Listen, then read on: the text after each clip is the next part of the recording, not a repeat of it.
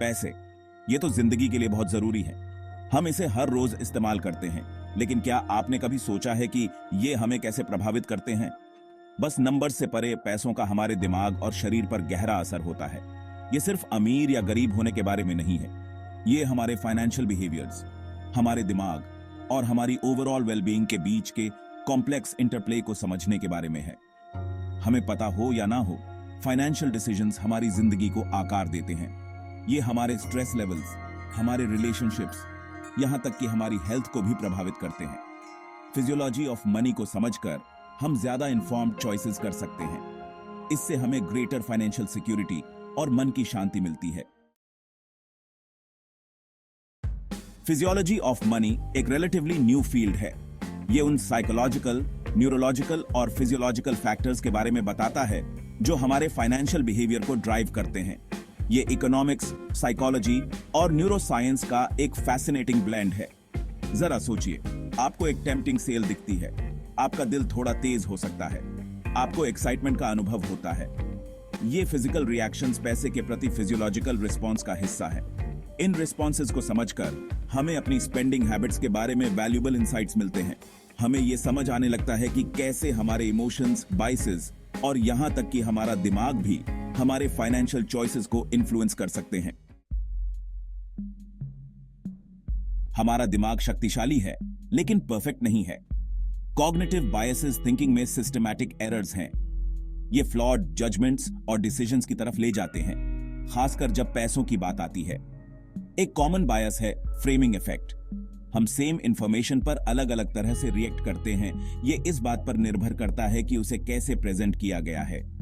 उदाहरण के लिए, हम 90% फैट फ्री लिखे प्रोडक्ट को खरीदने के लिए ज्यादा लाइकली होते हैं बजाय 10% फैट वाले प्रोडक्ट के, जबकि दोनों सेम प्रोडक्ट्स होते हैं। एक और कॉमन बायस है लॉस अवर्जन। पैसे के नुकसान का दर्द उसे पाने की खुशी से ज्यादा महसूस होता है। ये हमें ओवरली कॉशियस बना सकता है, तब भी जब रिस्क लेना बेनिफिशियल हो। पैसा हमारे इमोशन से जुड़ा हुआ है। लॉटरी जीतने पर खुशी और एक्साइटमेंट मिलती है। कर्ज के पहाड़ का सामना करने पर स्ट्रेस और एंजाइटी होती है। ये इमोशनल रिस्पॉन्सेज हमारे जजमेंट को क्लाउड कर सकते हैं और हमें इंपल्सिव डिसीजंस की तरफ ले जा सकते हैं। Fear of missing out, FOMO के बारे में सोचें। ये पावरफुल इमोशन हमें वो परचेसेस करने के लिए ड्राइव करता है जिनकी हमें जरूरत नहीं होती है। हमें पीछे छूट जाने का डर होता है, इसलिए हम दूसरों के साथ बने रहने के लिए पैसे खर्च करते हैं। इसी तरह गिल्ट या शेम की भावनाएं भी हमारे फाइनेंशियल बिहेवियर को इन्फ्लुएंस कर सकती हैं। हम दूसरों को इंप्रेस करने या लो सेल्फ एस्टीम की भरपाई करने के लिए ज्यादा खर्च कर सकते हैं। साउंड फाइनेंशियल डिसीजंस लेने के लिए इन इमोशनल ट्रिगर्स को समझना बहुत जरूरी है। Section 5, brain on money, unveiling the neurological underpinnings. हमारे दिमाग में रीजन्स का एक कॉम्प्लेक्स नेटवर्क होता है जो हमारे फाइनेंशियल डिसीजंस लेते समय लाइट अप होता है। प्रीफ्रंटल कॉर्टेक्स, जो प्लानिंग और डिसीजन मेकिंग के लिए रिस्पॉन्सिबल होता है, एक क्रूशियल रोल निभाता है। fMRI स्कैन्स का यूज करके की गई स्टडीज से पता चलता है कि जब हम पोटेंशियल रिवॉर्ड्स और रिस्क्स को वे करते हैं तो इस एरिया में एक्टिविटी बढ़ जाती है। जब हम किसी डिफिकल्ट फाइनेंशियल चॉइस का सामना करते हैं तो हमारा प्रीफ्रंटल कॉर्टेक्स ओवरड्राइव में चला जाता है। एक और इंपॉर्टेंट रीजन है अमिगडला, जो इमोशंस को प्रोसेस करने से एसोसिएटेड है। इसमें कोई आश्चर्य की बात नहीं है कि जब हम फाइनेंशियल गेन्स या लॉसेस का अनुभव करते हैं तो एमिगडला एक्टिवेटेड हो जाता है। ये इमोशनल रिस्पॉन्सेज रैशनल थिंकिंग को ओवरराइड कर सकते हैं। Section 6, the body speaks, physiological responses to financial decisions. हमारे शरीर हमारे फाइनेंशियल वेलबींग के बारे में वैल्यूएबल क्लूज देते हैं। स्ट्रेस, जो अक्सर फाइनेंशियल वरीज से जुड़ा होता है, फिजिकली प्रकट होता है। हमें हेडेक्स, मसल टेंशन या डाइजेस्टिव प्रॉब्लम्स का अनुभव हो सकता है। हार्ट रेट वेरिएबिलिटी, जो हार्ट बीट्स के बीच टाइम में वेरिएशन का एक मेजर है, एक और इंडिकेटर है। हाई HRV, रेजिलियंस और इमोशनल रेगुलेशन से एसोसिएटेड है। दूसरी ओर फाइनेंशियल स्ट्रेस लोअर HRV का कारण बन सकता है। यहां तक कि हमारे हार्मोन्स भी इसमें शामिल होते हैं। कॉर्टिसोल, जो स्ट्रेस हार्मोन है, तब सर्ज होता है जब हम फाइनेंशियल प्रेशर का सामना करते हैं। हाई कॉर्टिसोल लेवल्स के प्रोलॉन्ग्ड एक्सपोजर का हमारी हेल्थ पर डेट्रिमेंटल इफेक्ट्स हो सकता है। Section 7, societies grip social and environmental influences. हम फाइनेंशियल डिसीजंस वैक्यूम में नहीं लेते हैं। हमारे सोशल सर्कल्स, कल्चरल नॉर्म्स और जिस एनवायरनमेंट में हम रहते हैं वो सभी एक भूमिका निभाते हैं। एडवर्टाइजिंग हमें उन मैसेजेस से बॉम्बार्ड करता है जो हमारे स्पेंडिंग हैबिट्स को इन्फ्लुएंस करते हैं। सोशल मीडिया अपीयरेंसेस को मेंटेन रखने का कांस्टेंट प्रेशर बनाता है। हम खुद की तुलना दूसरों से करते हैं और मटेरियल पोजेशंस को जमा करने की अर्ज महसूस करते हैं। इससे ओवरस्पेंडिंग और फाइनेंशियल इनसिक्योरिटी हो सकती है। इसके अलावा हमारी परवरिश और फैमिली डायनामिक्स हमारे फाइनेंशियल बिलीफ्स और बिहेवियर्स को आकार देते हैं। अगर हम ऐसे घर में पले बढ़े हैं जहां पैसा हमेशा स्ट्रेस का कारण रहा है तो हम अनहेल्थी फाइनेंशियल हैबिट्स डेवलप कर सकते हैं। Section 8, mindful spending, a path to financial wellbeing. Mindfulness, बिना जजमेंट के वर्तमान पर ध्यान देने की प्रैक्टिस फाइनेंशियल डिसीजन मेकिंग को बेहतर बनाने का एक पावरफुल टूल है। अपने थॉट्स, फीलिंग्स और बॉडीली सेंसेशंस के प्रति ज्यादा अवेयर होकर हम ज्यादा कॉन्शियस चॉइसेस कर सकते हैं। कोई भी परचेस करने से पहले रुकें और खुद से पूछें, क्या मुझे वाकई इसकी जरूरत है?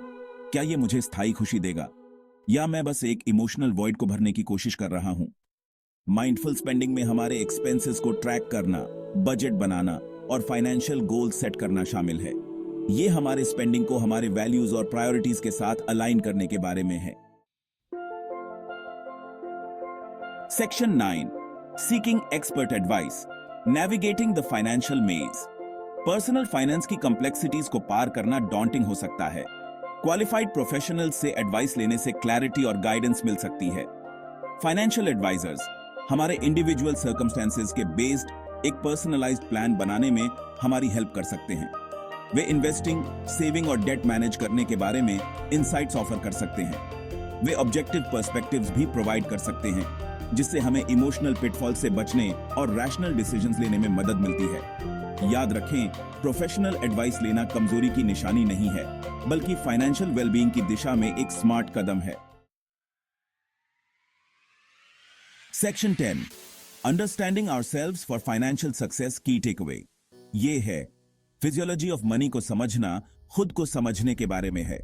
यह हमारे बायसेस को पहचानने, अपने इमोशंस को मैनेज करने और ऐसे चॉइसेस करने के बारे में है जो हमारे वैल्यूज के साथ अलाइन हों। साइकोलॉजिकल, न्यूरोलॉजिकल और फिजियोलॉजिकल फैक्टर्स के प्रति ज्यादा अवेयर होकर हम नेगेटिव पैटर्न्स से मुक्त हो सकते हैं और साउंड फाइनेंशियल डिसीजंस ले सकते हैं। फाइनेंशियल वेलबीइंग का मतलब सिर्फ बहुत सारा पैसा होना नहीं है। ये मन की शांति, सुरक्षित महसूस करने और अपने पैशंस को आगे बढ़ाने की फ्रीडम के बारे में है।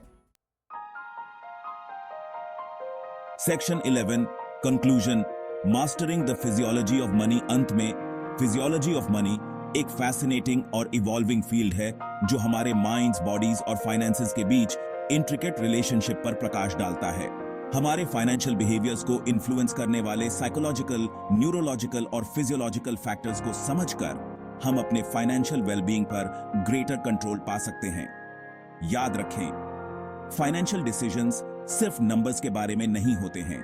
ये हमारे वैल्यूज, हमारे इमोशंस और हमारी ओवरऑल वेलबीइंग के बारे में है। माइंडफुलनेस के प्रिंसिपल्स को अप्लाई करके, एक्सपर्ट एडवाइस लेकर और खुद की डीपर अंडरस्टैंडिंग डेवलप करके हम फिजियोलॉजी ऑफ मनी में महारत हासिल कर सकते हैं और एक ज्यादा सिक्योर और फुलफिलिंग फाइनेंशियल फ्यूचर बना सकते हैं। आइए हम सेल्फ डिस्कवरी और फाइनेंशियल एम्पावरमेंट के इस सफर को एक साथ शुरू करें।